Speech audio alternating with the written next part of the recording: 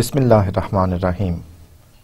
Welcome to 10th lecture of the course Software Quality Engineering. We are in the part 2A of the course and we are mainly talking about the software testing. Before we formally start today's lecture, let us have a look on what we have discussed in our previous lecture. If you precisely remember, we talked about different software testing activities, software testing scope, software testing principles, and software testing process. We have seen that the testing is comprised of series of phases, series of activities, and series of steps. I have been telling you that it is not the case that you simply go somewhere, go to test a software and you simply just start testing. But if you really want to incorporate quality in your software, then software testing must be planned, must be managed, must be measured, and must be exited or closed or finished. We also had a generic discussion on testing principles. Like we discussed that sometime it is not possible to go line by line if you are testing a code, so it won't be easy to go line by line, because if there are 10,000 lines of code, and in some cases these lines of code can go up to 30,000 lines of code, 50,000 lines of code. So sometimes you cannot go to each line of code one by one. So what you do is that you then have other mechanisms and you plan accordingly, which we also discussed. Principles में हमने ये बात भी की थी कि software testing कोई आसान काम नहीं है, ठीक है. आसान इन द सेंस ये कि इसमें इस सॉफ्टवेयर टेस्टिंग के इटसेल्फ अपनी एक्टिविटीज़ हैं, अपना इसका जो है फेजेस हैं, इसको प्लान किया जाता है. सॉफ्टवेयर टेस्टिंग के स्पेशलाइज्ड डेडिकेटेड लोग हैं, मुख्तलिफ लोग हैं जो कि सॉफ्टवेयर की टेस्टिंग में पार्टिसिपेट करते हैं, मुख्तलिफ रोल्स हैं जो कि प्ले किए जाते हैं. सो इसके अलावा सॉफ्टवेयर टेस्टिंग को रिसोर्सेज चाहिए, टाइम चाहिए, बजट चाहिए. सो ये सारी चीज़ें मिलकर सॉफ्टवेयर की टेस्टिंग को कंप्लीट करती हैं. इसके अलावा सॉफ्टवेयर टेस्टिंग की कुछ लिमिट्स हैं. जेनेरिकली हमने वाइट बॉक्स टेस्टिंग WBT और ब्लैक बॉक्स टेस्टिंग BBT को देखा था. इसके अलावा हमने जो है वो बात की थी, जेनेरिकली मैंने आपको एक ओवरव्यू दिया था कि यूनिट टेस्टिंग क्या होती है, इंटीग्रेशन टेस्टिंग क्या होती है और सिस्टम टेस्टिंग क्या होती है. सो ये पिछले लेक्चर्स की समरी थी. आइए प्रोसीड करते हैं towards the outlines of today's lecture. आज हम मज़ीद बात करेंगे क्वालिटी एश्योरेंस और टेस्टिंग पर. हम देखेंगे कि टेस्टिंग क्वालिटी एश्योरेंस पर कैसे जो है वो अपना रोल प्ले करती है. टेस्टिंग के कुछ कॉन्सेप्ट्स हैं, और जैसे मैंने पहले बात की कि testing is comprised of series of phases और activities and processes as well. एक सॉफ्टवेयर डेवलपमेंट लाइफ साइकिल है, उसमें आप कोई प्रोसेस मॉडल यूज़ करते हैं. अब टेस्टिंग जो है उसमें भी आप क्या प्रोसेसेस अप्लाई कर सकते हैं, क्या क्या चीज़ें किस किस वक्त की जाएंगी, उनको हम देखेंगे. और टेस्टिंग रिलेटेड क्वेश्चंस, जिसमें मोस्ट इम्पॉर्टेंटली हम ये देखेंगे कि टेस्टिंग कब करनी चाहिए, टेस्टिंग कैसे करनी चाहिए, टेस्टिंग ख़त्म कब होगी, शुरू कब होगी, ख़त्म कब होगी और कहाँ होगी, ठीक है. और मेजर टेस्टिंग टेक्निक्स इंशाल्लाह आज के लेक्चर की आउटलाइंस में से शामिल है.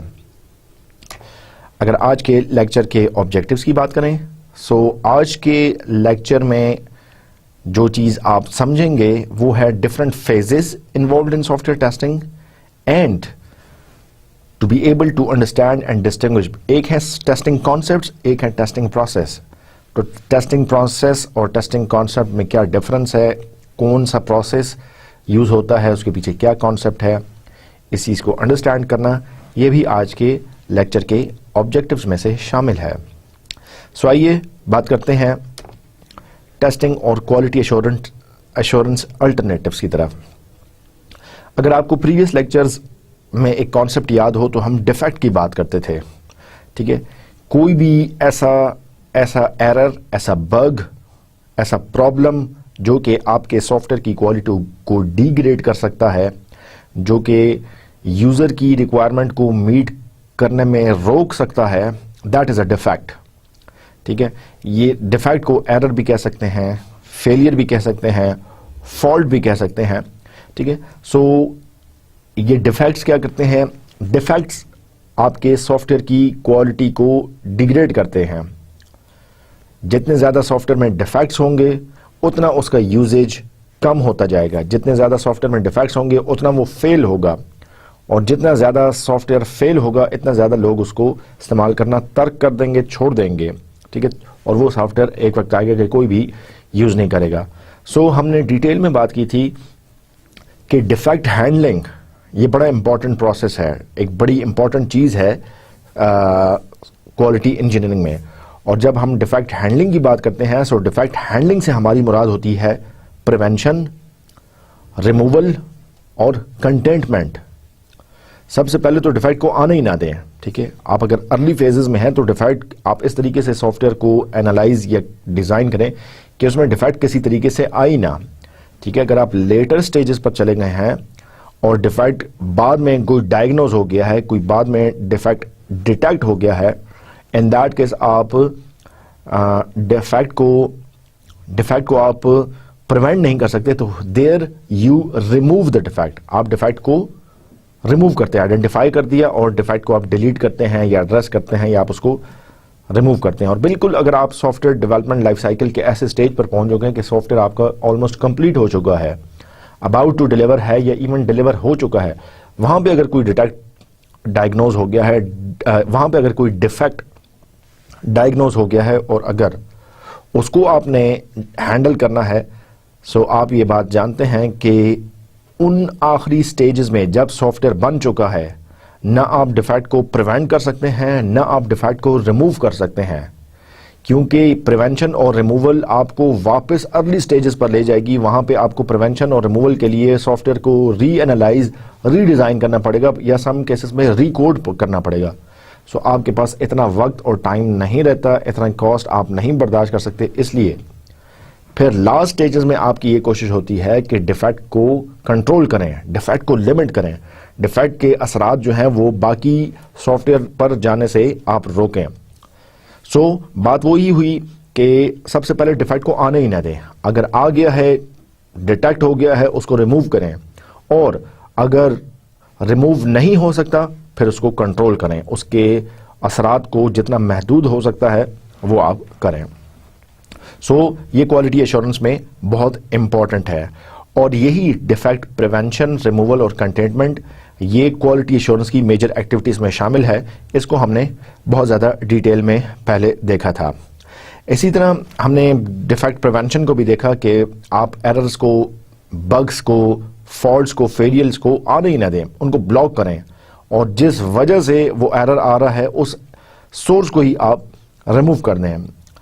दूसरे फेज में रिमूवल आता था। रिमूवल में हमने बात की कि before you remove any defect, इससे पहले कि आप कोई एरर निकालें, जरूरी है कि आप पहले एरर को पकड़ें, पहले आप एरर आइडेंटिफाई करें, पहले आप एरर डिटेक्ट करें, ठीक है। जब वो आइडेंटिफाई हो जाएगा, जब वो डिटेक्ट हो जाएगा, आप एरर को इंस्पेक्शन करें। जब वो एरर पकड़ा जाएगा उसके बाद फिर आप उसको रिमूव कर सकते हैं। और इसी तरह लास्ट चीज जो आती है वो है डिफेक्ट कंटेनमेंट, जिसमें हमने बात की थी कि फॉल्ट टॉलरेंस और फेलियर कंटेनमेंट। अब डिफेक्ट रिमूव नहीं हो सकता, ठीक है। अब आपका ऑब्जेक्टिव ये होता है कि अपने सिस्टम को जो है वो फेलियर टॉलरेंट बनाएं, फॉल्ट टॉलरेंस उसमें डालें, ठीक है। और सिस्टम को टॉलरेट करने के लिए, सिस्टम को में टॉलरेंस डालने के लिए आप क्या करते हैं? डिफेक्ट को वही कंट्रोल कर रहे हैं, ठीक है। अगर उस डिफेक्ट, उस एरर, उस बग की वजह के असरात सॉफ्टवेयर के बाकी पार्ट्स में भी हैं, तो आप एरर को कंट्रोल कर लेते हैं, ठीक है। आपने एरर को कंट्रोल कर लिया, कंटेनमेंट कर ली। इससे फ़ायदा ये हुआ कि अब सॉफ्टवेयर पर इस एरर के असरात नहीं जाएंगे और ओवरऑल आपका सॉफ्टवेयर सेफ रहेगा और ओवरऑल इसमें जो है वो फेलियर आपने कंट्रोल कर ली। सो ये था testing and quality alternatives. Quality assurance and testing, हम इस बात को काफ़ी लेक्चर्स में डिस्कस करते आए हैं कि क्वालिटी एश्योरेंस की एक एक्टिविटी है टेस्टिंग। क्वालिटी कैसे आप एश्योर करेंगे, क्वालिटी आप कैसे इंजीनियर करेंगे, एश्योरेंस क्वालिटी की कैसे होगी, टेस्टिंग उसका एक पार्ट है। मतलब आप अगर सॉफ्टवेयर में क्वालिटी एश्योरेंस करना चाहते हैं तो क्वालिटी एश्योरेंस तो ओवरऑल एक फिनोमिना है, क्वालिटी आप कैसे एश्योर करेंगे उसका एक पार्ट टेस्टिंग है। टेस्टिंग करते हुए there are different activities which focus on testing phase. Testing phase में इटसेल्फ आपकी ढेर सारी एक्टिविटीज हैं, ढेर सारे फेजेस हैं, और हर फेज टेस्टिंग का किसी न किसी एक चीज पर फोकस कर रहा होता है। और quality assurance and testing in waterfall and V models, इसको भी हमने डिटेल में देखा था कि वाटरफॉल मॉडल हो, ठीक है, तो validation and verification V model में आप कैसे करते हैं। और हमने देखा था कि अगर वाटरफॉल मॉडल है और अगर आप उसके एनालिसिस या रिक्वायरमेंट स्पेसिफिकेशन के फेज में हैं तो आप डिफेक्ट प्रिवेंशन करते हैं, या डिजाइन के फेज में है तो आप डिफेक्ट प्रिवेंशन करते हैं। और अगर आप अगले मॉडल में हैं तो फिर अगले फेजेस में हैं वाटरफॉल मॉडल के, जैसे कि कोड में, फिर आप डिफेक्ट रिमूव करते हैं। और अगर आप सपोर्ट फेज में आ गए हैं जहां पे डिफेक्ट रिमूव या प्रिवेंट नहीं हो सकता, वहां पे आप डिफेक्ट कंटेनमेंट करते हैं। सो क्वालिटी एश्योरेंस के लिए डिफेक्ट को आइडेंटिफाई करना, इंस्पेक्ट करना, डायग्नोज करना और उसके बाद रिमूव करना, यह बहुत ही जरूरी है। जी, आइए कुछ बात करते हैं टेस्टिंग के बारे में, जो किसी भी इंडिविजुअल के जहन में क्वेश्चंस हो सकते हैं, ठीक है। और ये क्वेश्चंस समझना, इन क्वेश्चंस का स्कोप समझना, ये बड़ा ज़रूरी है। और हमारी लेक्चर की ऑनवर्ड्स डिस्कशन इन्हीं क्वेश्चंस को एलैबोरेट करने में जारी रहेगी। सबसे पहले वाई, हम टेस्टिंग करते क्यों हैं, टेस्टिंग हम करते क्यों हैं। फिर है हाउ, हम टेस्टिंग कैसे करते हैं। फिर है टेस्टिंग का व्यू, हर पर्सन टेस्टिंग को डिफरेंट तरीकों से देखता है। And lastly when to stop testing which is exit. So ये 4 क्वेश्चंस हैं टेस्टिंग के बारे में। सबसे पहले वाई, हम टेस्टिंग करते क्यों हैं। टेस्टिंग के बारे में आप जानते हैं कि is one of the major part of the quality assurance. Quality assurance के लिए टेस्टिंग बहुत जरूरी है, क्वालिटी के लिए टेस्टिंग बहुत जरूरी है। क्वालिटी आप कैसे एश्योर करेंगे, टेस्टिंग के थ्रू करेंगे, ठीक है। अगर आप ये देखना चाहते हैं कि इस सॉफ्टवेयर में क्वालिटी है, और अगर आप ये देखना चाहते हैं कि इसमें डिटेक्ट नहीं है या हर किस्म के डिटेक्ट रिमूव हो चुके हैं, ये कैसे पता चलेगा। That is only possible through testing, ठीक है। आप सॉफ्टवेयर की लाइफ साइकिल में टेस्टिंग निकाल दें, आपके सॉफ्टवेयर में ऑटोमेटिकली क्वालिटी गायब हो जाएगी, वो क्वालिटी का सॉफ्टवेयर नहीं रहेगा, ठीक है। सो टेस्टिंग करना ये बहुत ज़रूरी है, जिस तरह क्वालिटी इंजीनियरिंग करना बहुत ज़रूरी है। सो अगेन क्वालिटी इंजीनियरिंग तो एक कॉन्सेप्ट है। क्वालिटी इंजीनियरिंग या क्वालिटी एश्योरेंस आप करेंगे कैसे, जिस एक्चुअल एक्टिविटी के थ्रू आप क्वालिटी इंजीनियरिंग या क्वालिटी एश्योरेंस कर सकते हैं वो टेस्टिंग है। सो जस्ट मेक श्योर कि आपको ये पता होना चाहिए कि हम टेस्टिंग क्यों करते हैं। Testing is needed, testing is required to check the quality of the software, to demonstrate the quality. Testing is performed to check if there are any defects, errors or bugs in the software. If they are, they need to be removed. So that is the reason हम testing करते हैं। Y का answer ये हो गया। इसके बारे में मजीद डिस्कशन भी हमारी अगली स्लाइड्स में जारी रहेगी। इसके बाद है हाउ, टेस्टिंग की कैसे जाए, ठीक है। टेस्टिंग की मुख्तलिफ टेक्निक्स हैं, हमने ब्रीफली पिछले लेक्चर में भी देखा। टेस्टिंग आपकी यूनिट टेस्टिंग होती है जिसमें आप इंडिविजुअल कंपोनेंट्स को देखते हैं। फिर आपकी इंटीग्रेशन टेस्टिंग होती है जिसमें आप मुख्तलिफ कंपोनेंट्स को इंटीग्रेट करके देखते हैं। और टेस्टिंग आपकी वैलिडेशन टेस्टिंग भी होती है, या इसके बाद जो है वो आपकी सिस्टम टेस्टिंग भी होती है, जिसको एक्सेप्टेंस टेस्टिंग भी कहते हैं। आप ओवरऑल सिस्टम को देखते हैं। सो ये टेस्टिंग की टेक्निक्स हैं। इसी तरह टेस्टिंग में एक्टिविटीज इन्वॉल्व हैं, प्रोसेसेस इन्वॉल्व हैं। एक्टिविटीज क्या है? प्लान करें भाई टेस्ट करना क्या है, टेस्टिंग के ऑब्जेक्टिव्स क्या हैं, क्या चीज़ आप अचीव करना चाहते हैं, ठीक है। और जो चीज़ आप अचीव करना चाहते हैं उसके लिए क्या रेलेवेंट एक्टिविटी है, वो रेलेवेंट एक्टिविटी कैसे मेजर होगी, उसके रिजल्ट्स कैसे देखे जाएंगे, ये सारी चीज़ें एक्टिविटीज़ और प्रोसेस में आती हैं। फिर टेस्टिंग का व्यू है, ठीक है। टेस्टिंग को का फंक्शनल व्यू भी है और टेस्टिंग का स्ट्रक्चरल व्यू भी है। टेस्टिंग को बाज़-औक़ात जो है वो ब्लैक बॉक्स के थ्रू भी किया जाता है, बाज़-औक़ात वाइट बॉक्स के थ्रू भी किया जाता है। ब्लैक बॉक्स को एक्सटर्नल भी कहते हैं, इसलिए कि आप ओवरऑल बाहर से सॉफ्टवेयर को देख रहे हैं कि सर्टन इनपुट के अगेंस्ट आउटपुट प्रोड्यूस हो रही है। अगर हो रही है तो ठीक है।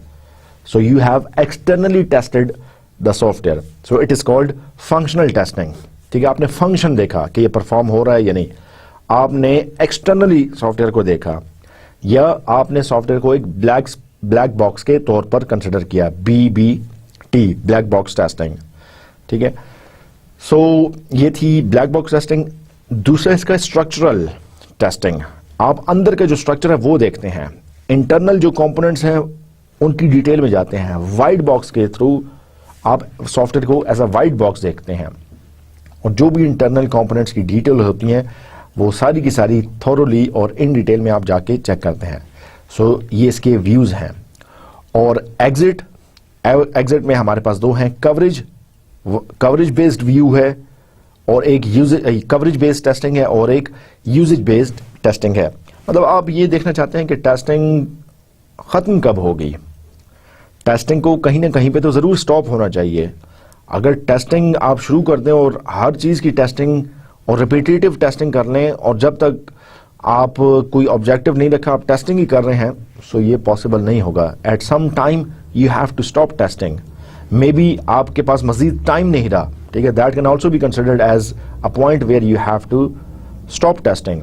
और अगर आपके पास मजीद बजट नहीं रहा, that is also considered to be a point where you have to stop the testing. So अगर टेस्टिंग स्टार्ट हुई है तो टेस्टिंग को कहीं ना कहीं पे खत्म भी होना है। सो ये चार बड़े इंपॉर्टेंट क्वेश्चंस हैं टेस्टिंग के बारे में, और इनके बारे में मजीद डिटेल हमारी इंशाल्लाह ऑनवर्ड स्लाइड्स में जारी रहेगी। Why testing is needed, how testing is performed, views of testing, and exit when to stop the testing. जी, आइए बात करते हैं टेस्टिंग की कि टेस्टिंग होनी क्यों चाहिए, टेस्टिंग क्यों जरूरी है, टेस्टिंग अगर ना हो तो क्या होगा। अर्लियर पहले टेस्टिंग का पर्पस ये था, आप ये देखना चाहते थे, मकसद ये होता था, इसलिए टेस्टिंग की जाती थी कि डेमोन्स्ट्रेशन ऑफ प्रॉपर बिहेवियर और क्वालिटी डेमोन्स्ट्रेशन, ठीक है। सो आप ये देखते थे कि प्रॉपर बिहेवियर सॉफ्टवेयर कर रहा है या नहीं कर रहा, ठीक है, सॉफ्टवेयर अपना प्रॉपर बिहेवियर शो कर रहा है या नहीं कर रहा, या उसमें क्वालिटी है या नहीं है।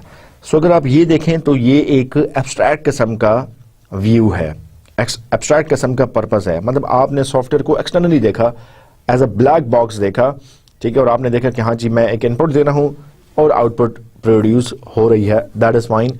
सो टेस्टिंग इसलिए ज़रूरी है।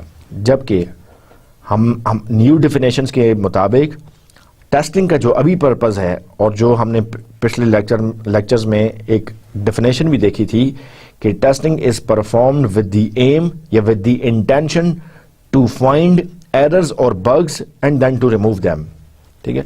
इस इंटेंशन से अपने सॉफ्टवेयर को रन करें या टेस्ट करें या एग्जीक्यूट करें कि आप उसमें से एरर्स को निकालें, क्योंकि हमें पता है कि एरर्स कहीं ना कहीं जरूर छुपे होते हैं सॉफ्टवेयर में, कहीं ना कहीं जरूर एरर्स होंगे। वो कोडर की नज़र से रह गए, वो डिज़ाइनर की नज़र ने उनको डिटेक्ट नहीं किया, एरर्स ने कहीं पे कमी छोड़ दी थी, उस सॉफ्टवेयर में डिफेक्ट्स ज़रूर होंगे।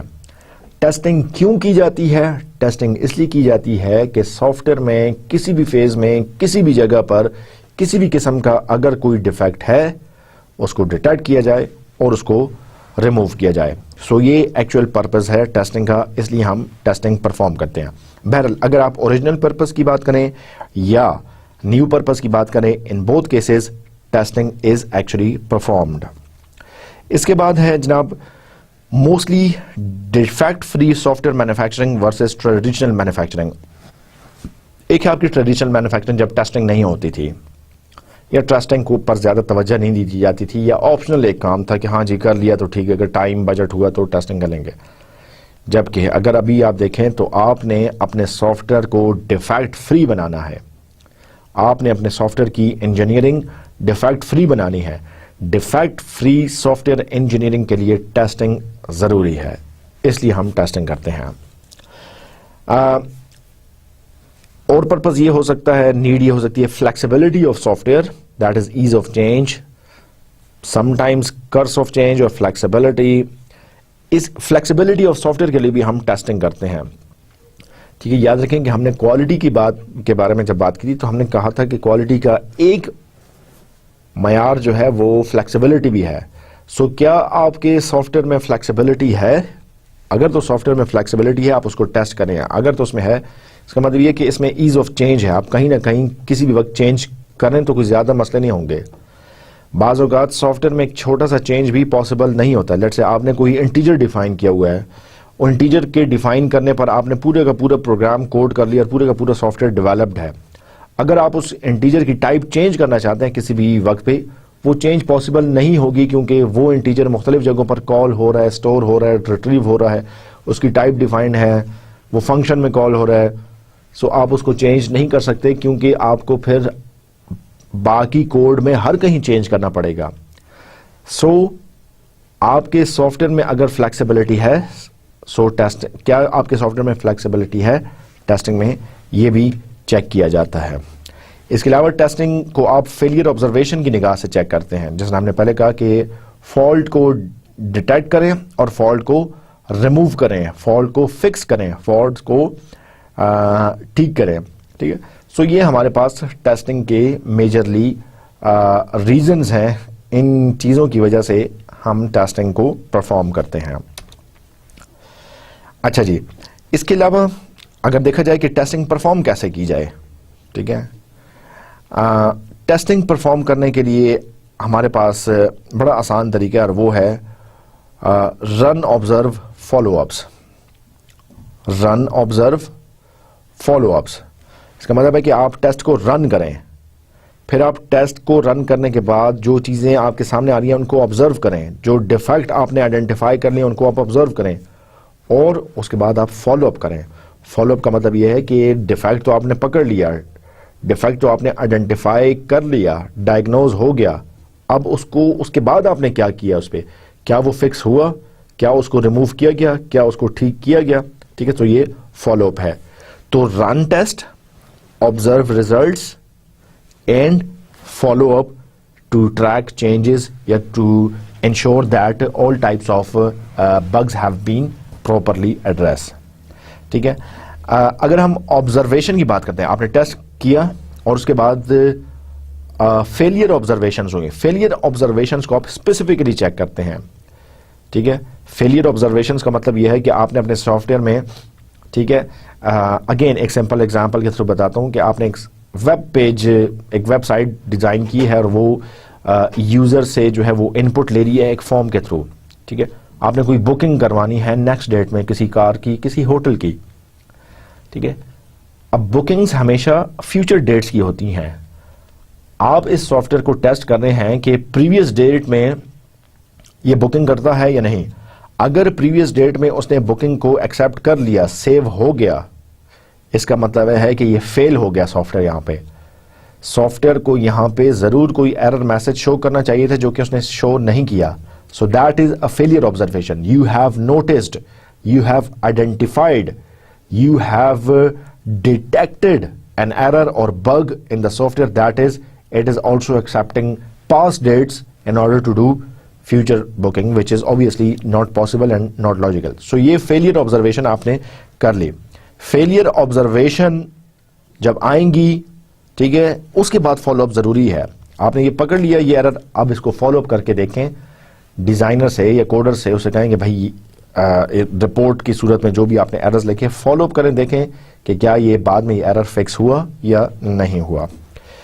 इसके अलावा रिफाइनमेंट की आपकी भी कोशिश होती है कि आप अपने प्रोसेस ये सॉफ्टवेयर को रिफाइन करें, बेहतर से बेहतर करें, छोटे से लेकर और बड़े से बड़ा बग एरर डिफेक्ट जो है वो उसमें रिमूव्ड हो।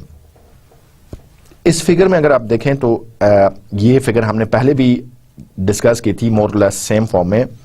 Actually you start testing entry point, ठीक है, आप देख सकते हैं कि यहां पे आप अपने सॉफ्टवेयर को टेस्टिंग को स्टार्ट करें हैं। So you first of all plan and prepare, जो हमने सॉफ्टवेयर टेस्टिंग की स्टेजेस या स्टेप्स में पढ़ा था, यू एक्चुअली प्लान समथिंग, आपने प्लान किया, उसके बाद आप उस प्लान को एग्जीक्यूट करते हैं और टेस्ट को एग्जीक्यूट करते हैं। उस टेस्ट को एग्जीक्यूट करने के बाद आप एनालिसिस और फॉलोअप करते हैं, मतलब आपने रन किया, रन कहें या एग्जीक्यूट कहें, उसके बाद आप फॉलोअप करते हैं, ठीक है। फॉलोअप का मतलब यह है कि उस एग्जीक्यूशन से क्या चीजें आई हैं, क्या आपका टेस्ट सही रन हुआ है, क्या उसने कोई एरर्स पकड़े हैं, क्या वो एरर्स आइडेंटिफाई हुए हैं। अगर तो हो गए हैं, एनालिसिस और फॉलोअप से पता चल गया कि हाँ जी एरर्स थे और एरर्स आपने जो है वो ठीक कर ली हैं, सो इसका मतलब यह है कि आप फिर चेक करते हैं रिलायबिलिटी अचीव हुई है या नहीं हुई। अगर रिलायबिलिटी अचीव हो गई, very good, software has passed the testing phase.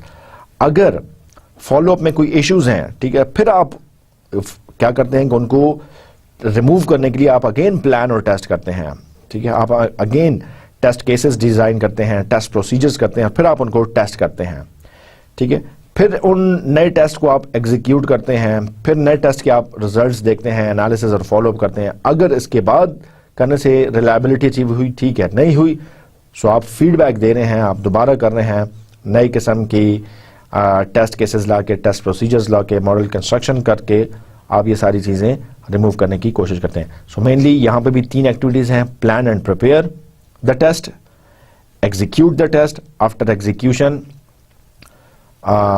You analyse and follow up. आप देखते हैं कि उसके क्या नताइज आ रहे हैं, डिफेक्ट्स उसने डायग्नोज किए हैं या नहीं। अगर डिफेक्ट्स डायग्नोज किए हैं, उनको रिमूव कैसे किया जाए, या डिफेक्ट अगर डिफेक्ट उसमें से डायग्नोज नहीं हो रहे, तो इसका मतलब है कि आप नए टेस्ट केसेस बनाएं, नए टेस्ट प्रोसीजर्स लेकर आएं जिसमें हर किस्म के एरर्स और बग्स उसमें रिमूव हो सकें।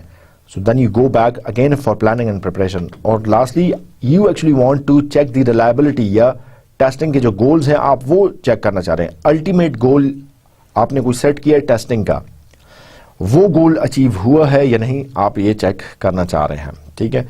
If achieved, yes, software has passed its testing, if not then ये लूप बैक प्रोसेस है, मतलब एक लूप की सूरत में फिर ये चलता रहता है। सो this is how testing is performed. Testing activities and generic process. Testing की मेनली एक्टिविटीज क्या हैं और टेस्टिंग में जेनेरिक प्रोसेसेस क्या होते हैं, आइए इसकी बात करते हैं। हमने पहले भी इस पे बात की कि मेजर जो टेस्टिंग एक्टिविटीज है, टेस्टिंग में क्या चीज एक्चुअली परफॉर्म होती है, मेनली इसमें टेस्ट की प्लानिंग और प्रिपरेशन, टेस्ट की एग्जीक्यूशन, एक्चुअल टेस्ट का रन होना, और थर्ड नंबर पे एनालिसिस और फॉलोअप, ठीक है। ये 3 टेस्टिंग की मेजर एक्टिविटीज हैं।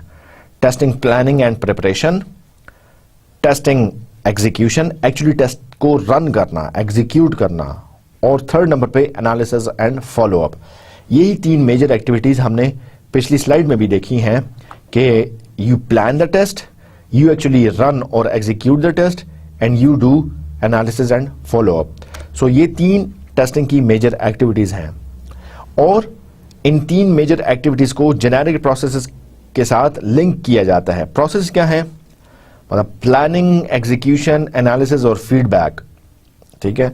इसको आप लिंक कर रहे हैं एंट्री क्राइटेरिया से। आप स्टार्ट कब कर रहे हैं, ठीक है, आपने टेस्ट शुरू कब करना है, ठीक है, जो कि यूजुअली एक्सटर्नल, टिपिकली एक्सटर्नल होता है। दूसरा, आपने टेस्ट जो है वो खत्म करना कब करना है, एग्जिट क्राइटेरिया क्या है, ठीक है, इंटरनल है या एक्सटर्नल है, ठीक है। और कुछ स्मॉल प्रोसेस वेरिएशंस भी हो सकती हैं, लेकिन हम जो है वो एक्चुअली स्ट्रैटेजीज और टेक्निक्स को ज़्यादा फोकस करते हैं। अब अगर पिछली स्लाइड में इस फिगर को आप गौर करें तो इसमें 3 मेजर एक्टिविटीज़ हैं जो कि यहाँ पे डिस्कस की गई हैं: प्लानिंग, रनिंग और एग्जीक्यूशन, एनालिसिस एंड फीडबैक। इसके बाद जो प्रोसेसेस हैं उसमें आपने देखना है कि टेस्टिंग स्टार्ट कब होगी, ठीक है, टेस्टिंग जो है वो ख़त्म कब होगी, एग्जिट क्या है, अगर कोई और प्रोसेसेस हैं, मॉडलिंग रिजल्ट्स हैं, डिफेक्ट हैंडलिंग है, टेस्ट केस प्रोसीजर्स हैं, ये सारे कैसे होंगे, ये टेस्टिंग के प्रोसेसेस में आता है। सो इन ओवरऑल आपने देखा कि टेस्ट स्टार्ट कब होगा, ये एक प्रोसेस में शामिल है। ओवरऑल आपने देखा कि टेस्ट खत्म कब होगा, ये टेस्ट के जेनेरिक प्रोसेसेस में शामिल है। जी, टेस्टिंग की अगर हम फेज 1, स्टेप 1 या फेज 1 या एक्टिविटी 1 की बात करें, which is planning and preparation. So test planning में क्या है? टेस्ट प्लानिंग में first of all very importantly you set the goals. आप गोल सेट करते हैं कि टेस्टिंग के गोल्स क्या हैं, ठीक है। याद रखिए टेस्टिंग का गोल यही है कि कस्टमर के हिसाब से क्वालिटी का क्या पर्सपेक्टिव है और कस्टमर की क्या क्वालिटी की एक्सपेक्टेशन है, उसको अचीव करना, ये टेस्टिंग का गोल है, ठीक है, ये टेस्टिंग का गोल है। अगर कस्टमर सेटिस्फाइड है, कस्टमर किस चीज पे सेटिस्फाई होगा, कस्टमर की एक्सपेक्टेशंस क्या है, कस्टमर उस सॉफ्टवेयर से किस किस्म का बिहेवियर एक्सपेक्ट कर रहा है, कस्टमर ने क्या क्वालिटी का मयार रखा हुआ है, आपकी टेस्टिंग का गोल ये होना चाहिए कि आप कस्टमर के मयार को चेक करें कि ये पूरा हो रहा है या नहीं हो रहा, ठीक है। सो कस्टमर को अगर अच्छा इंटरफेस चाहिए, ईज ऑफ यूज चाहिए, ठीक है, रिगार्डलेस के बैक एंड पे वो कितनी हैवी डेटाबेस बन रही है या नहीं बन रही, बैक एंड पे क्या हो रहा है, आपका ये ऑब्जेक्टिव नहीं है कि देखेंगे बैक एंड पे क्या है। आपका अल्टीमेट एम या ऑब्जेक्टिव या गोल ये है कि आप अपने सॉफ्टवेयर को इसलिए चेक करें या इस इरादे से चेक करें कि कस्टमर की एक्सपेक्टेशंस उसमें पूरी हों, इसको चेक किया जाए। और आपकी टेस्टिंग की जो स्ट्रेटजी है वो भी इस चीज को सामने रखते हुए based on the above and product environmental characteristic, customer उस सॉफ्टवेयर को किस एनवायरनमेंट में यूज करेगा, क्या ये सॉफ्टवेयर एक नेटवर्क पर आएगा, क्या किसी सर्वर से होस्ट होगा, क्या ये एक किसी स्मार्टफोन पे ये सॉफ्टवेयर इंस्टॉल होगा, ठीक है। एनवायरनमेंट क्या है, एनवायरनमेंट के कैरेक्टरिस्टिक्स क्या हैं, उन चीज़ों को सामने रखते हुए आप टेस्टिंग की स्ट्रैटेजी करते हैं, ठीक है। सो ये टेस्ट के प्लान में आता है। टेस्ट की प्रिपरेशन में क्या है, याद रखिए टेस्टिंग में जब तक आपके टेस्ट केसेस या टेस्ट स्यूट्स नहीं होंगे, ठीक है, test suite again combination of test cases होता है, डिफरेंट सेट ऑफ टेस्ट से आप अपने सॉफ्टवेयर को टेस्ट कर रहे हैं। सो जब तक ये नहीं होगा आप सॉफ्टवेयर को टेस्ट नहीं कर सकते। तो आपने टेस्ट प्रिपरेशन में क्या करना है, actually you are preparing test cases. Test cases तो बनाएंगे आप उसको डिटेल में चेक कर सकें कि आप अपने सॉफ्टवेयर को डिटेल में चेक कर सकें। Test cases usually formal methods हो सकते हैं, इसके अलावा जो है वो आप कोई फॉर्मल टेस्ट प्रोसीजर्स भी ला सकते हैं। सो ये सारी चीज़ें आप टेस्ट केस में टेस्ट प्रिपरेशन में आइडेंटिफाई करते हैं। सो प्लानिंग और प्रिपरेशन में मेनली 2 काम आपने किए। सबसे पहले आपने ऑब्जेक्टिव सेट किए, आपने अपना मकसद सेट किया कि भाई मैं टेस्टिंग में क्या चीज़ अचीव करना चाहता हूँ, और मकसद ये है कि कस्टमर सेटिस्फाई हो, कस्टमर की नीड्स पूरी हो रही है या नहीं, टेस्टिंग में ये चेक किया जाए।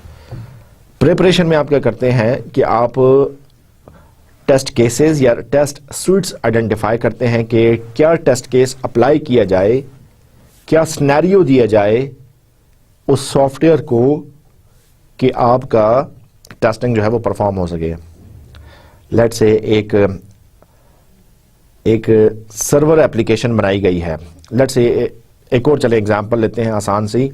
आपके इंटरमीडिएट जो आप जिस बोर्ड से आपने FAFSC वगैरह पास की है, उस बोर्ड के लिए एक डेटाबेस सॉफ्टवेयर बनाया जा रहा है ताकि स्टूडेंट का जितने भी एग्ज़ाम के रिज़ल्ट्स हैं वो उस सर्वर पर स्टोर किया जाए, और जब रिज़ल्ट डिक्लेयर हो तो स्टूडेंट्स कहीं से भी इंटरनेट के थ्रू उस सर्वर को एक्सेस कर सकें। अब इसके लिए आपने एक सॉफ्टवेयर बनाया है, एक डेटाबेस बनाई है, फ्रंट एंड पे फॉर्म्स बनाए हैं।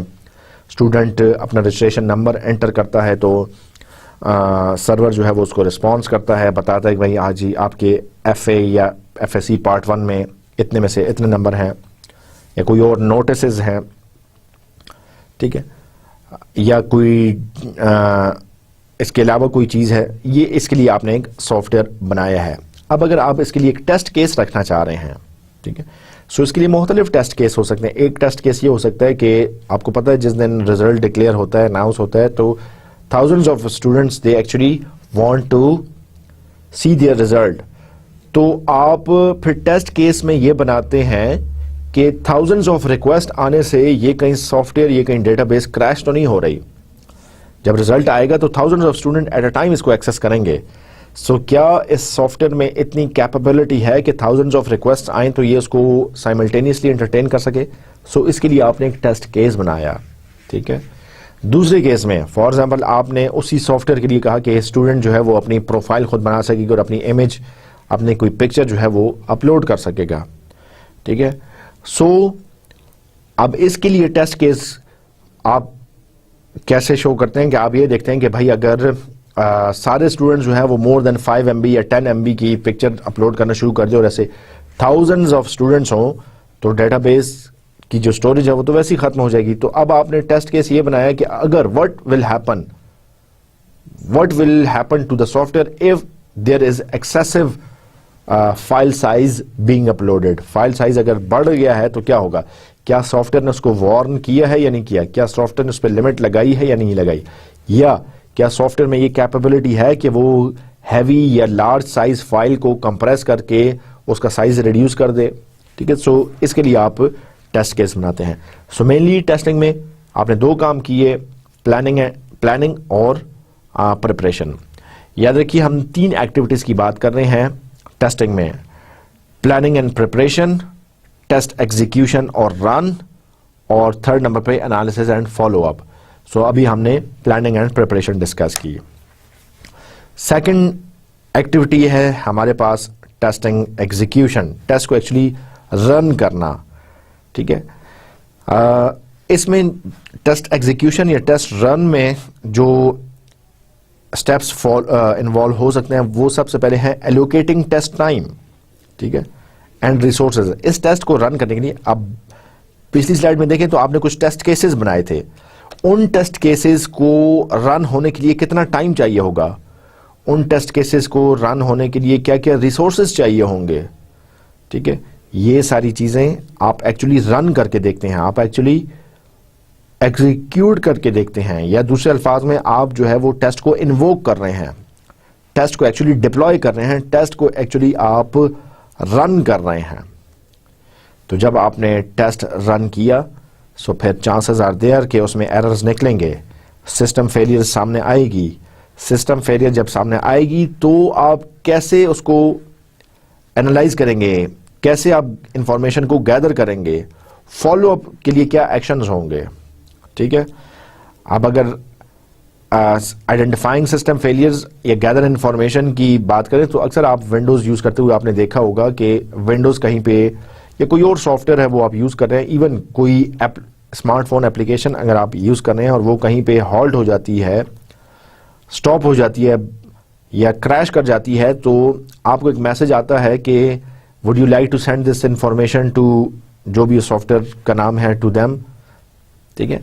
अब इसका मकसद क्या होता है कि जो इंफॉर्मेशन गैदर हुई है उसको उस सॉफ्टवेयर टीम तक पहुंचाया जाए ताकि वो इस एरर को आइडेंटिफाई कर सकें, ताकि वो उस एरर को ढूंढ सकें, और बाज़ केसेस में आपके सिस्टम का जो लॉग है वो भी कैप्चर करके उसके साथ भेजा जाता है। सो आप जो टेस्ट रन करने होंगे, अगर उसमें कोई सिस्टम फेलियर आता है तो सिस्टम फेलियर को कैसे हैंडल किया जाएगा, इंफॉर्मेशन को कैसे गैदर किया जाएगा और फॉलो अप एक्शंस कैसे किए जाएंगे, ये भी टेस्ट एग्जीक्यूशन में हम चेक करते हैं, ठीक है।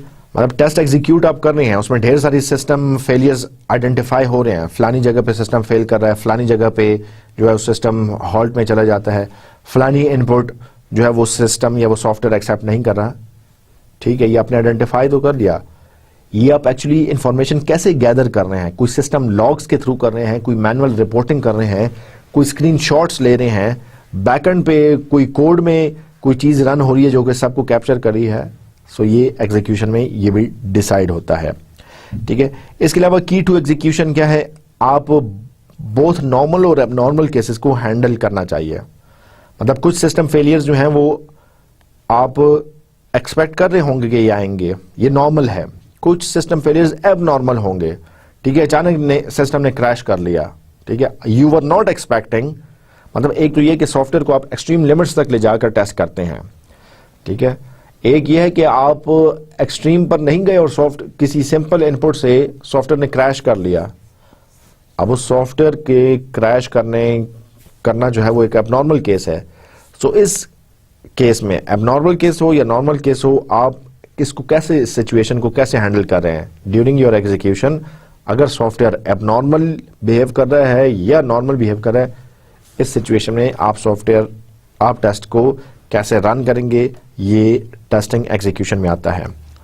और lastly, activities closely related to execution, जिसका मतलब यह है कि एग्जीक्यूशन से जो जिन चीज़ों को आप सामने रखकर करेंगे वो है failure identification, test all types of problems and data capturing and other measurement. जैसे मैंने पहले भी कहा कि टेस्ट रन करना ये तो एक एक्टिविटी हो गई, लेकिन टेस्ट रन के दौरान जो चीज़ें आएंगी उनको कैसे कैप्चर करना है।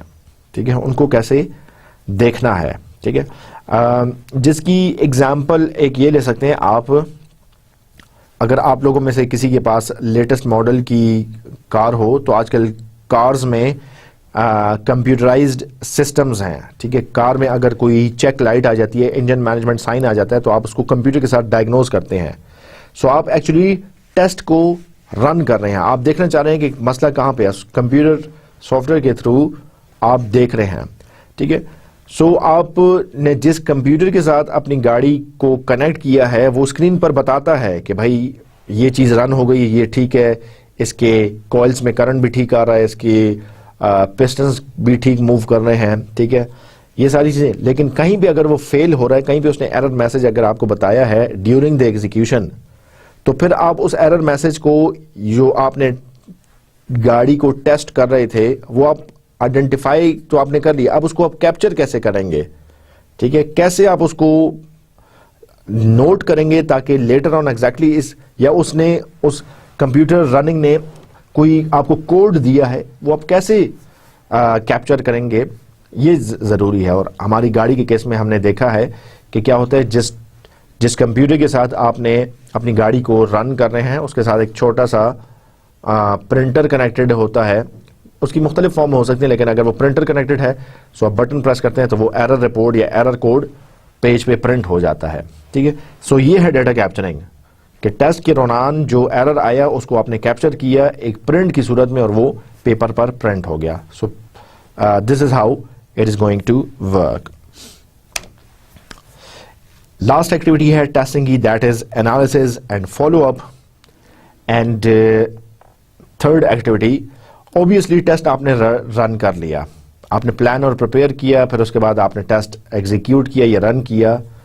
इसके बाद एनालिसिस है, टेस्ट होने के बाद जो ऑब्जर्वेशंस थी, जो डाटा आपने कलेक्ट किया, जो मेजरमेंट्स आपके पास आई, उनको चेक करना, ये एनालिसिस ऑफ टेस्ट है। मतलब आपने गाड़ी में जो भी इंजन मैनेजमेंट साइन था या चेक लाइट थी, उसको आपने कंप्यूटर के साथ कनेक्ट करके रन किया। ठीक है, आपको गाड़ी ने कोई एरर कोड दे दिया, वो एरर कोड आपने एक पेपर पर प्रिंट कर लिया और जो भी इसकी पॉसिबल रीजंस हो सकते हैं। अब आप देख रहे हैं कि ये एरर कोड किस वजह से आता है, इस एरर कोड के आने की क्या रीजंस हो सकती हैं। क्या उसको कोई ब्लॉक्ड एयर मिल रही है, क्या उसको करंट सही नहीं मिल रहा, क्या बैटरी गाड़ी की ड्राई है या एंड ऑफ लाइफ पर है। ठीक है, तो आप क्या कर रहे हैं, रिजल्ट चेक कर रहे हैं, रिजल्ट को एनालाइज कर रहे हैं, रिजल्ट देख रहे हैं कि ये मसला किस वजह से आया है, ठीक है, वो डिफेक्ट किस वजह से आया है। सो सॉफ्टवेयर में भी बिल्कुल इसी तरह है कि आपने टेस्ट रन तो कर लिया, टेस्ट रन करने के बाद कुछ एरर्स आए, ठीक है, वो एरर्स आपने कैप्चर भी कर लिए। अब उन एरर्स को आप एनालाइज करें कि इन एरर्स के आने की क्या वजूहात हो सकती हैं और एरर्स कैसे रिमूव हो सकते हैं। तो ये जानना बड़ा ज़रूरी है, ठीक है। सो डिफेक्ट को ढूंढने के डिफेक्ट है कहाँ पर, तो ये है एनालिसिस। इसके बाद है या डिफेक्ट को ढूंढने के डिफेक्ट आया किस वजह से है, ठीक है। इसके बाद जब आपको ये रीजन पता चल जाए कि डिफेक्ट किस वजह से आया है, फिर आप फॉलो अप एक्टिविटी करते हैं। और फॉलो अप एक्टिविटी का क्या मतलब है, फीडबैक बेस्ड एनालिसिस रिजल्ट, ठीक है। फीडबैक बेस्ड जो रिजल्ट आपने एनालाइज किए हैं उसका फीडबैक क्या है, ठीक है, उसका फीडबैक क्या है। सॉफ्टवेयर अगर क्रैश कर रहा है, ठीक है, और आपने रीजन आइडेंटिफाई कर ली कि रीजन इस वजह से सॉफ्टवेयर ने क्रैश किया क्योंकि आप उसको लेट्स से जो इंटीजर था उसको आप जो है वो टेम्परेरी मेमोरी में स्टोर कर रहे थे, उसको परमानेंटली आप स्टोर नहीं कर रहे थे और उसकी वजह से वो वैल्यू लॉस्ट हो रही थी फॉर एग्जांपल, ठीक है। तो अब आप इसको एक्चुअली रिमूव कैसे करेंगे, फीडबैक क्या है इसका, ठीक है, इसका फीडबैक क्या है ये जानना, ये फॉलो अप करना बड़ा जरूरी है। और इमीडिएटली आप क्या करते हैं, डिफेक्ट को रिमूव करते हैं और उसको रीटेस्ट करते हैं। फॉलो अप एक्टिविटी में क्या है, डिफेक्ट पकड़ा गया, ठीक है, वो एरर कोड प्रिंट हो गया, आपने रीजन आइडेंटिफाई कर ली कि भाई ये एरर कोड इस वजह से आया कि गाड़ी के इंजन को जो है वो ब्लॉक्ड एयर मिल रही है, ये एयर नहीं मिल रही जिसकी वजह से फ्यूल प्रॉपर्ली बर्न नहीं हो रहा, ये एरर इस वजह से आया है। अब आप क्या करते हैं, लेट्स से उसका एयर फिल्टर ब्लॉक है, उसको आपने नया फिल्टर लगा के, ठीक है, दोबारा टेस्ट को रन किया और दोबारा आप देखते हैं कि क्या अब वो एरर कोड फिर भी आ रहा है या रिमूव हो गया है। अगर तो रिमूव हो गया तो that is well and good, there was an error which you fixed, your car test is passed. But अगर वो एरर फिर भी आ रहा है, इसका मतलब ये है कि वो ब्लॉक्ड एयर फिल्टर का मसला नहीं था, वो फिर किसी और चीज का मसला हो सकता है। सो कुछ डिफेक्ट रिमूवल जो है वो इमीडिएट हो सकते हैं, ठीक है, इमीडिएटली आपने रिमूव किया और आपने उसको रीटेस्ट किया। कुछ फॉलो अप्स जो हैं वो लॉन्गर टर्म के होते हैं, ठीक है, लॉन्गर टर्म के, लेट्स से मैं कहता हूं कि भाई फॉर एग्जांपल एक डेटाबेस है जो कि किसी डीबीएमएस लेट्स से माइक्रोसॉफ्ट एक्सेस में वो डेटाबेस बनी है। अब वो डेटाबेस होस्ट हो रही है उसको या होस्ट हुई है, पूरी डेटाबेस बनाई गई है, लेटर ऑन टेस्ट के दौरान पता चला कि भाई माइक्रोसॉफ्ट एक्सेस डीबीएमएस की कोई लिमिटेशन है और उस डीबीएमएस जिसकी वजह से वो एक्सटर्नल लिंक या किसी और डेटाबेस के साथ कनेक्टिविटी उसकी जो है वो पॉसिबल नहीं है। अब इसका फॉलोअप जो है वो लॉन्ग टर्म है। लॉन्ग टर्म का मतलब ये हो गया कि आप हो सकता है इसका सिर्फ सोल्यूशन ये हो कि आपको डीबीएमएस चेंज करना पड़े और माइक्रोसॉफ्ट एक्सेस के बजाय आपको ऑरेकल या कोई और डीबीएमएस यूज करना पड़े। अब ये सोल्यूशन ऐसा है कि ये 1 घंटे या 1 दिन में होने वाली बात नहीं है, पूरी की पूरी डेटाबेस रीडिजाइन होगी, रिकोड होगी, ठीक है। सो इस केसेस में, इन किस्म के फॉलोअप्स में बाज़ औक़ात जो है वो टाइम ज़्यादा लगता है और इन दैट केस आपको अपना टेस्ट जो है वो एग्जिट करना पड़ता है, आपको टेस्ट ख़त्म करना पड़ता है, ठीक है। और फिर जब वो लेट्स से सोल्यूशन डिप्लॉय हो जाए, वो नई डेटाबेस पे जब वो एक्चुअली शिफ्ट हो जाए, उसके बाद आप उसको रीटेस्ट कर सकते हैं। और टेस्ट आपका एक्चुअली प्रोसेस इंप्रूवमेंट के लिए होता है। टेस्ट प्रोसेस या दूसरे अल्फाज में टेस्ट प्रोसेस इंप्रूव होते जाते हैं। आपने आज टेस्ट किया, कुछ बग्स निकले, बग्स को रिमूव किया, रीटेस्ट किया, ठीक है, पहले 10 एरर्स निकल रहे थे, अब 5 निकल रहे हैं, रीटेस्ट किया। सो ओवरऑल आपका जो सॉफ्टवेयर है वो इम्प्रूवमेंट की तरफ जा रहा है। सो ये 3 मेजर एक्टिविटीज हमने सॉफ्टवेयर टेस्टिंग में पढ़ी। First of all planning and preparation, second is test running और execution, and third one is analysis and follow up. So आइए मजीद बात करते हैं। मैं फिर ग्लैंस करूंगा टेस्टिंग के क्वेश्चंस की तरफ जो हमने शुरू में देखे कि टेस्टिंग की कैसे जाए। हमने शुरू में देखे कि टेस्टिंग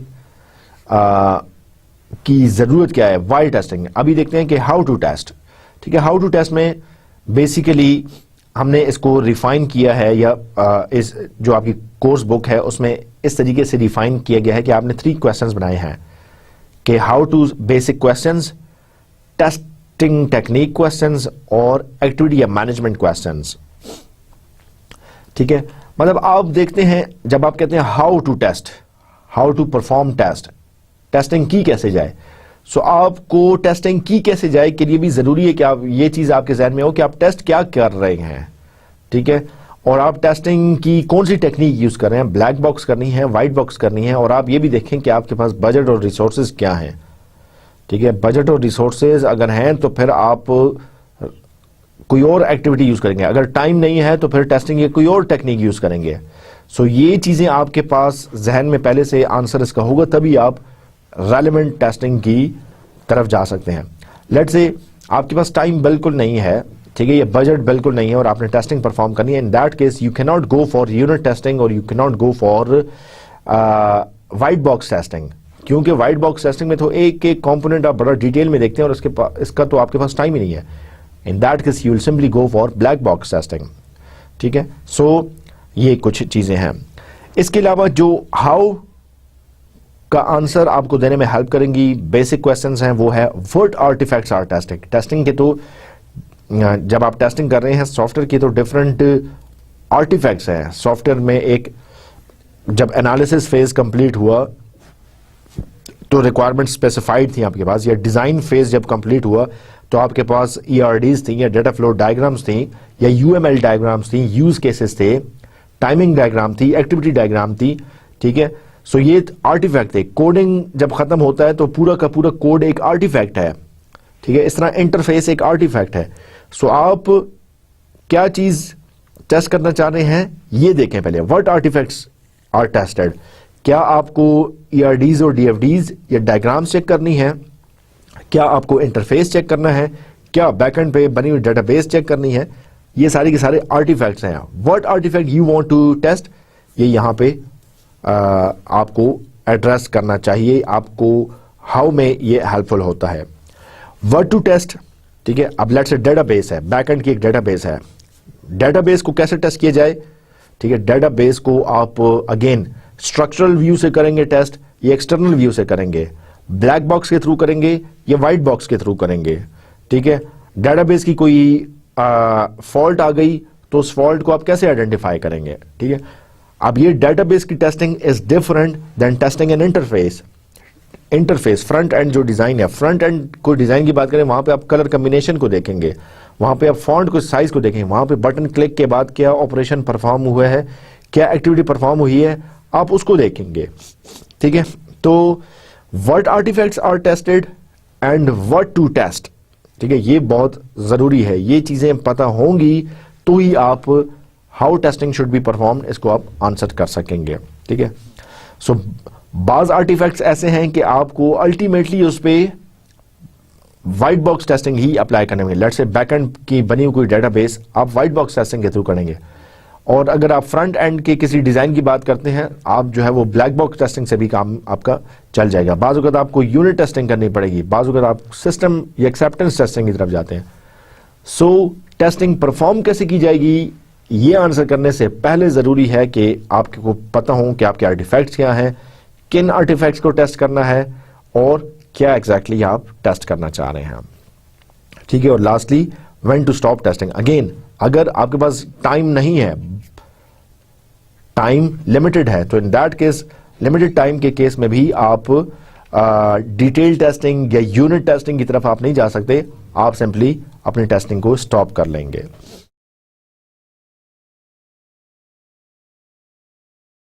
अच्छा जी, टेस्टिंग टेक्निक्स और क्वेश्चंस की बात करते हैं। टेस्टिंग की कौन सी टेक्निक यूज की जाए, कौन सी स्पेसिफिक टेक्निक यूज की जाए, सिस्टमैटिक टेस्टिंग की जाए, ठीक है, अडॉप्टिंग टेक्निक यूज की जाए, इंटीग्रेशन टेक्निक यूज की जाए, इफेक्टिवनेस सिस्टम का चेक किया जाए, अदर डोमेन्स को चेक किया जाए, ये सारी चीजें टेस्टिंग रिलेटेड या टेस्टिंग टेक्निक्स में एड्रेस होती हैं। और टेस्टिंग मॉडल की अगर बात की जाए तो अंडरलाइंग स्ट्रक्चर क्या है, ठीक है, underlying structure of the model क्या है, how are these models used, model extensions, ठीक है, ठीक है, आपकी list versus finite state machine, main types क्या है, अंडरलाइंग मॉडल आपकी फॉर एग्जांपल डेटा स्ट्रक्चर क्या है, कोई लिंक लिस्ट बनी है या फाइनाइट स्टेट मशीन है, एक स्टेट से दूसरी स्टेट में जाती है, दूसरी स्टेट से तीसरी स्टेट में जाती है। सो एक टेस्ट के बाद आप दूसरे टेस्ट में जाएंगे, दूसरे के बाद आप तीसरे स्टेट में जाएंगे। सो ये सारी चीजें टेस्टिंग टेक्निक्स में आती हैं। अच्छा जी, और एक क्वेश्चन जो हमने शुरू में डिस्कस किया था वो ये है कि टेस्ट एक्टिविटी या मैनेजमेंट क्वेश्चंस क्या हैं जी। ये बड़ा इंपॉर्टेंट है। टेस्टिंग की हमने 3 एक्टिविटीज मेजर देख ली, planning and preparation, testing execution और testing analysis and feedback. Testing के कुछ अदर क्वेश्चन थे जिस why testing, how testing, testing technique, ये हमने देख ली। ओवरऑल ये सारी चीजें मैनेज करना, टेस्ट को मैनेज करना, ये बड़ा जरूरी है। अगर आप एक चीज, एक टेस्टिंग एक ओवरऑल एक सेल्फ एक बड़ा एक फेज है, एक एक्टिविटी है, ठीक है, एक पूरे का पूरा एक दौरानिया है सॉफ्टवेयर की लाइफ साइकिल में, इसको मैनेज करना बड़ा जरूरी है। इसमें लोग शामिल होंगे। सो टेस्टिंग मैनेजमेंट क्वेश्चंस क्या है या मैनेजमेंट रिलेटेड क्वेश्चंस क्या हो सकते हैं एक टेस्ट फेज में, वो है who performs which specific activities. अब अगर आपको याद हो तो हमने बात किया था कि टेस्ट में आपके स्पेशलाइज्ड टेस्टर्स भी हो सकते हैं, क्वालिटी एश्योरेंस पर्सन भी हो सकता है, आपका प्रोजेक्ट मैनेजर भी हो सकता है, आपका क्लाइंट भी आ सकता है, ठीक है। ये मुख्तलिफ लोग जो है वो टेस्टिंग में इन्वॉल्व हो सकते हैं। सो कौन सा पर्सन क्या चीज टेस्ट करेगा, ठीक है, ये मैनेजमेंट क्वेश्चन में आता है। लेट्स से आप एंड यूजर को या क्लाइंट को बुलाकर आप उसको ये नहीं कह सकते कि आप मेरी डेटाबेस चेक करें कि ये मैंने ठीक आपकी रिक्वायरमेंट के मुताबिक है या नहीं है। The client is not interested in looking into the details of the back and database. हाँ, क्लाइंट से आप क्या चीज टेस्ट करवा सकते हैं, इंटरफेस टेस्ट करवा सकते हैं, जो फ्रंट एंड है वो चेक करा सकते हैं। सो who will test the front end? That is going to be your customer या end user. When can specific activities be performed?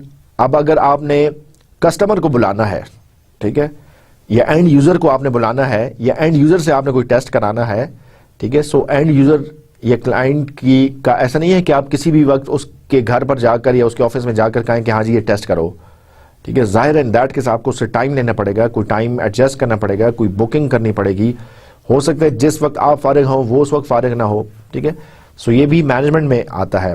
इसके अलावा लेट से आप कोई स्पेशलाइज्ड या डेडिकेटेड प्रोफेशनल टेस्टर्स हायर कर रहे हैं, हो सकता है आप टेस्टिंग अगले वीक से करना चाह रहे हो, जबकि वो प्रोफेशनल जिसको आप बुलाना चाह रहे हैं वो प्रोफेशनल अवेलेबल ही ना हो, ठीक है, वो अगले 2 वीक तक बिजी है कहीं और एक्टिविटी में। सो टाइम कब शुरू होगा ये भी बड़ा जरूरी है। इसके अलावा हमने बात की थी कि टेस्टिंग जो है वो या मैनुअल होती है या ऑटोमेटिक होती है। मैनुअल का तो ठीक है, ह्यूमंस परफॉर्म करेंगे, लेकिन अगर ऑटोमेटिक टेस्टिंग है तो ऑटोमेटिक टेस्टिंग के लिए कोई टूल्स यूज होंगे। So which tools you are going to use for automatic testing. इसके अलावा artifacts use for test management, ठीक है। टेस्ट मैनेजमेंट के लिए क्या आर्टिफैक्ट्स यूज करें, क्या आप कोई एक्सेल शीट में टाइम टेबल स्केड्यूल कर रहे हैं जिसमें बता रहे हैं कि ये पर्सन इस तारीख को इतने बजे से इतने बजे तक सॉफ्टवेयर का ये पार्ट टेस्ट करेगा और ये पर्सन डॉक्यूमेंटेशन चेक करेगा, ठीक है। तो ये सारी चीजें भी आप स्पेसिफाई करते हैं। जनरल एनवायरनमेंट फॉर टेस्टिंग, ठीक है, अगर एक सॉफ्टवेयर जो है वो स्मार्टफोन की एप्लीकेशन है, ठीक है, तो उसको अकॉर्डिंगली स्मार्टफोन पे ही टेस्ट होना चाहिए। आप उसको किसी डेस्कटॉप पे या टेस्टिंग एनवायरनमेंट में अगर आप उसको रन कर रहे हैं, ठीक है, तो चांसेस आर लाइकली कि वो डिफरेंट रिजल्ट दे, ठीक है। या अगर आप अपने सॉफ्टवेयर को डिजाइन कर रहे हैं कि वो इंटरनेट एक्सप्लोरर में या किसी और ब्राउजर में ओपन होगा, तो आप उसको एक्चुअली उस एनवायरनमेंट में ओपन करके देखते हैं कि वो क्या रिजल्ट दे रहा है। और इसी तरह आपके प्रोडक्ट की टाइप क्या है या प्रोडक्ट के कौन से सेगमेंट्स हैं, they all needs to be addressed, they all needs to be thoroughly और प्रॉपरली मैनेज्ड। सो ये टेस्टिंग से रिलेटेड, टेस्टिंग मैनेजमेंट से रिलेटेड क्वेश्चंस हैं। And lastly, when to stop testing. When to stop testing में आपके पास 2 options हैं, 2 answers हैं। या आप रिसोर्स बेस्ड क्राइटेरिया करें या आप क्वालिटी बेस्ड क्राइटेरिया करें। रिसोर्स बेस्ड क्राइटेरिया का मतलब यह है कि जब आपके पास रिसोर्सेज फिनिश हो जाए, आप टेस्टिंग को स्टॉप कर दें। लेट्स से रिसोर्सेज आपने टेस्टिंग के लिए कुछ टाइम कुछ बजट एलोकेट किया हुआ था, जब वो टाइम खत्म हो जाए, जब वो बजट खत्म हो जाए, आपकी टेस्टिंग कंप्लीट हो जाएगी। ये है रिसोर्स बेस्ड टेस्टिंग। और एक है क्वालिटी बेस्ड टेस्टिंग, जिसमें आपने कोई सर्टन गोल्स रखे हुए हैं कि जब तक क्वालिटी का ये गोल अचीव नहीं होता, जब तक मेरे सॉफ्टवेयर में से सारे के सारे बग्स एरर्स रिमूव नहीं हो जाते, ये टेस्टिंग चलती रहेगी। ठीक है, सो इसको हम कहते हैं quality based testing. So in quality based testing you have to stop when quality goals are reached. one of the other measures of the quality based criteria is reliability. You actually check the reliability of the software. If you think that the software is reliable and software has reached some reliability level, then you actually stop the testing. अच्छा, या दूसरे अल्फाज में indirect quality measures हैं, coverage कर दें, coverage जिसको आप कह दें। So mainly when to stop testing, either you need to go for resource based criteria or the quality based criteria. Resource based में stop when you run out of time, when you run out of money, ठीक है, लेकिन ये responsible नहीं है, ये इतनी अच्छी चीज़ नहीं है क्योंकि अदर प्रॉब्लम्स इसमें आ सकते हैं। और दूसरा जो बेहतर क्राइटेरिया है वो क्वालिटी बेस्ड, कि you have some objectives, when those quality objectives are met, this means that you should now, or it is safe to stop your testing. Let us proceed towards the summary of today's lecture. Here is the summary. आज हमने mainly 3 activities देखी software testing से related.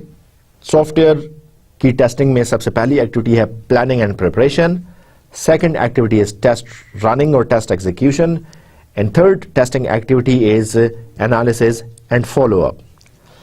इसके अलावा जो आज के lecture में हमने मेनली कुछ क्वेश्चंस टेस्टिंग से रिलेटेड देखे हैं वो है कि why testing is needed, how testing should be performed, which technique should be used, how testing should be managed, or lastly when should the testing be stopped.